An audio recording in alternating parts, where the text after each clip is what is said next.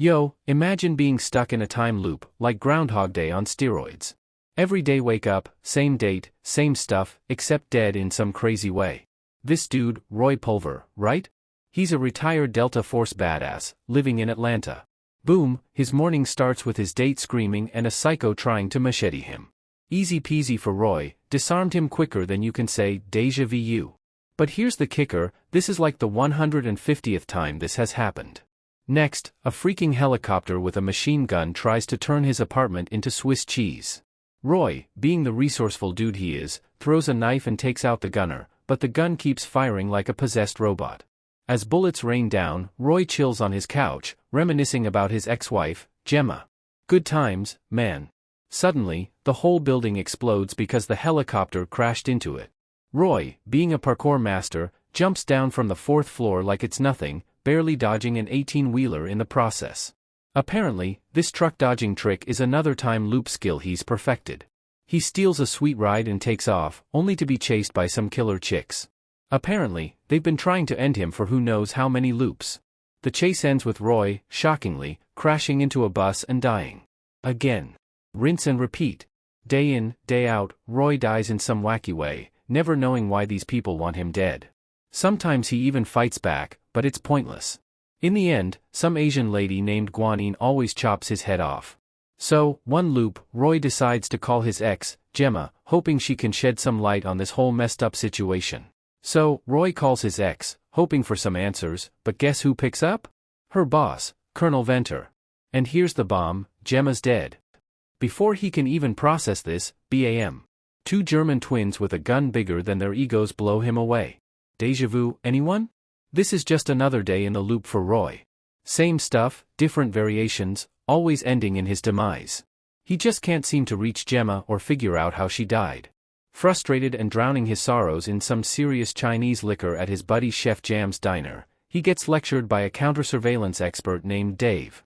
Roy knows this spiel by heart, just like everything else that happens by 11:05 a.m., including the arrival of Daifang, the 12-time world champion sword fighter. No matter what Roy does, where he runs, or how hard he fights, his assassins always find him and end him by 12:47 p.m. It's like he's trapped in a morbid game of whack-a-mole with his life on the line. The cherry on top? His love is already gone. But something snaps in Roy. He's done playing the victim. This time, it's payback time. The story takes a twist here. Remember when Roy met Gemma yesterday? Well, for him, it was months ago. Gemma invited him to a party, which is where the time loop actually started. This loop isn't just about survival anymore, it's about finding the truth and saving Gemma. Buckle up, because Roy's about to rewrite the script of his own life. Roy arrived at Gemma's lab, a scientist at a private company. He handed her his resume and inquired about the job, unaware they were being watched by Colonel Venter and his security chief, Brett. Gemma unveiled a time travel device, its capabilities confusing Roy. Their conversation was interrupted by Brett summoning Gemma to Colonel Venter's office, reminding her the lab was off-limits to visitors. Gemma confessed she lied about the job, desperately needing Roy's help. He eagerly wanted to start, but their exchange became tense. They argued about their son, Joe, who idolized Roy as his mom's friend but remained unaware Roy was his father. Roy pushed for honesty, but Gemma insisted they'd moved on. Her behavior took a bizarre turn. Gemma frantically cut Roy's hair, causing him to bleed. Panicked, she cornered him, demanding he be the man she once loved, not the one who fathered their son. She whispered Osiris in his ear, urging him to check her recent birthday present. Security then escorted Roy out, while Gemma was taken to Colonel Venter for questioning. Despite her initial lies, the colonel seemed to know everything. Gemma's secret meeting with Roy was exposed. Colonel Venter, after a tense interrogation, tightened security and demanded constant updates. Gemma, shaken from the encounter, left his office. During a night out, Alice learns of Roy's lingering love for another. A panicked call from Gemma, abruptly cut off by the colonel, pleads for Roy's help. Unaware, he continues the night, triggering the time loop. In the next loop, he discovers Gemma's death and his role as Joe's father before sacrificing himself to shield Joe from assassins. The next loop began with a renewed mission, finding the tracker. With Dave's help, they discovered a disturbing truth: Alice, paid by Brett, had implanted a tracking device in one of Roy's teeth. This realization came after his 145th death. Determined for revenge, he used the tracker to lure and eliminate his assassins one by one. Assuming Gemma was dead and the architect of his time loop, Roy focused on understanding her purpose. He unleashed his fury, brutally dispatching his former allies and detonating bombs. During one loop, he found an assassin's phone and taunted Brett, the Colonel's lackey, accepting a combat challenge. Multiple attempts to infiltrate the Dino lab, heavily guarded due to his previous escapes, resulted in his demise. Improvising, he disguised himself as a slain assassin who resembled him, but his plan was foiled, leading to another death. Undeterred, Roy restarted the loop and stealthily eliminated guards on his way to the lab's penthouse. There, Guanyin awaited him. Numerous loops saw them clash, Roy's firepower proving futile against her exceptional swordsmanship. One loop brought a surprise encounter with Colonel Clive. Impressed by Roy's combat prowess, the Colonel revealed the existence of the Osiris spindle, a device his lab developed. Story continues.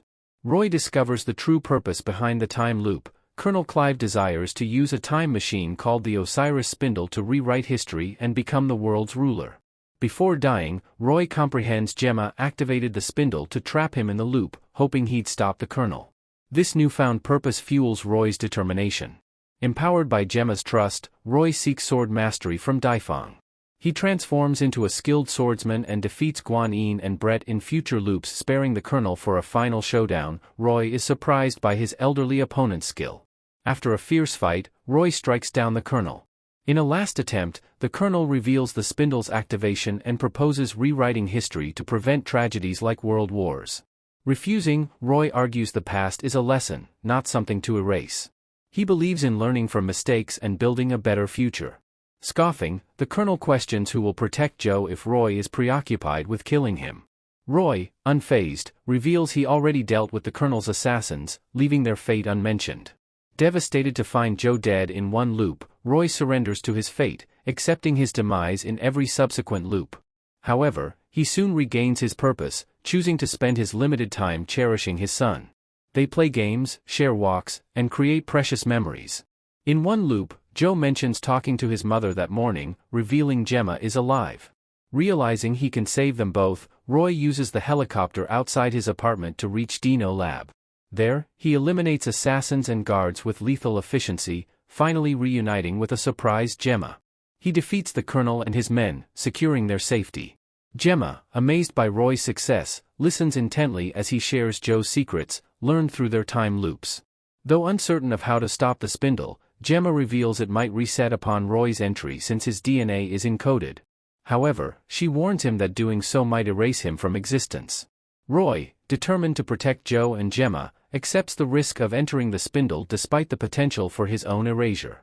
They share a final kiss, expressing their love for each other. With hope in his heart, Roy steps into the spindle. To Gemma's astonishment, his eyes change color, but remarkably, he survives. This sacrifice, repeated 300 times, ultimately stops the spindle and saves his son, his love, and the world. Roy, the hero who defied death countless times, becomes the embodiment of the very device he destroyed, the Osiris. Roy died, a lot. Like, hundreds of Tuesdays worth of a lot. But hey, he learned to sword fight like a boss, saved his son and his love, so smash that like button, subscribe for more mind-bending movie meltdowns,